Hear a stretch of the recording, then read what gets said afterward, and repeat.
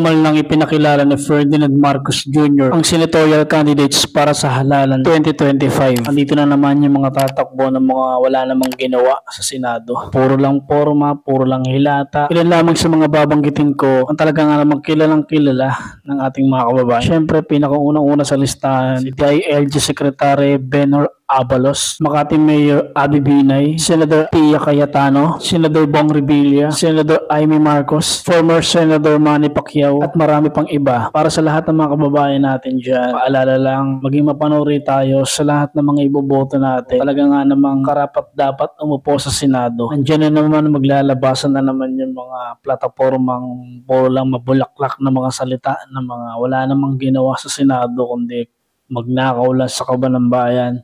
Siyempre, alam naman natin, papasok na naman yung mga dilawan na mga wala namang silbi. Siyempre, alam naman natin, former Senator Manny Pacquiao, marami na napatunayan. Talagang tumutulong mula nung magpahanggang ngayon.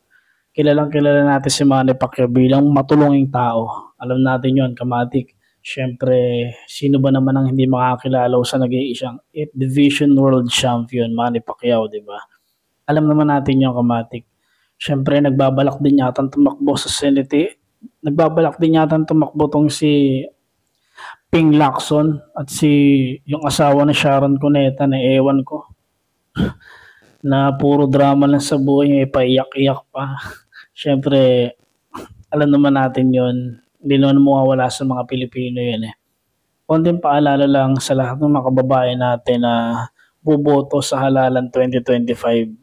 Ilatisin nating mabuti kung sino ba yung karapat dapat na iboto at umupo sa Senado. Alam natin yan dahil sobrang hirap na ng buhay ngayon. Magmula nang umupo si Ferdinand Marcos Jr., mas tumaas na ang mga bilihin ngayon, lalo na ang bigas. Sobrang pahirap na ng buhay ngayon. Alam natin yon, kamatik, dahil isa rin ako sa nakakaranas doon. Kahit mahirap ang buhay, tuloy lang. So yun, marami na naman nagbabalak na umupo sa Senado na wala namang ibang ginawa. Kundi magbangayan, magtalo, mag-away. Kamakailan nga nagtalo si Alan Peter Cayetano at si Senator Zubiri sa hearing nila. Ang sabi pa ang issue kasi nito, kamatik, about sa nangyayari sa bansa natin, na hinamon pa nga ni Alan Peter Cayetano si Zubiri, ano ba ang gusto mo? Siyempre, maraming gumawa ng memes doon, kamatik. Unang-una na dyan, yung pinangako ni Alan Peter Cayetano, no, na 10K bawat pamilya. Hanggang ngayon, hindi pa rin ako makamove on. Halos nababasa ko yun hanggang ngayon. Siyempre, memes nga, diba? Ano naman natin yun? Halos nag-viral yun, kumakalat sa social media yun, kamatik. Biruin mo yung kamatik, sila mismo nag-aaway-aaway, nagbabangayan, parang mga engot, mga hindi nag-iisip. Imbis na atupagin nila yung problema ng bayan, sila pa yung problema ng bayan, di ba? Sila yung problema ng bansa. Isipin niyo pa ba yung away niyo dyan sa loob ng Senate hearing na yan? Kung iniintindi nila yung problema ng bansa, edi sana wala nang magiging problema ang Pilipinas, hindi na maghihirap. Mga nagbabalak tumakbo sa halalan 2020, para sa mga nagbabalak tumakbo bilang senador, andyan na naman yung mga buhayan na nangangarap na umupo sa Senado.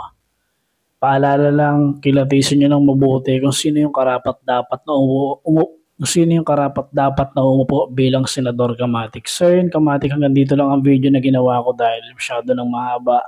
Kung nagustuhan mo itong video na to, syempre i-like at subscribe mo na yung channel natin at i-click mo na yung notification bell para updated ka sa tuwing may bago tayong latest uploads. So yun, maraming salamat sa lahat ng mga nanonood mula umpisa hanggang dulo.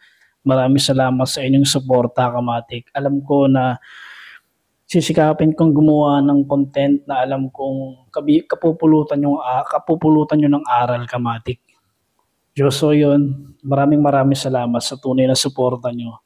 At kundi dahil sa inyo, hindi ko gagawin to, na nakikita ko nag-grow yung YouTube channel ko, maraming nanonood.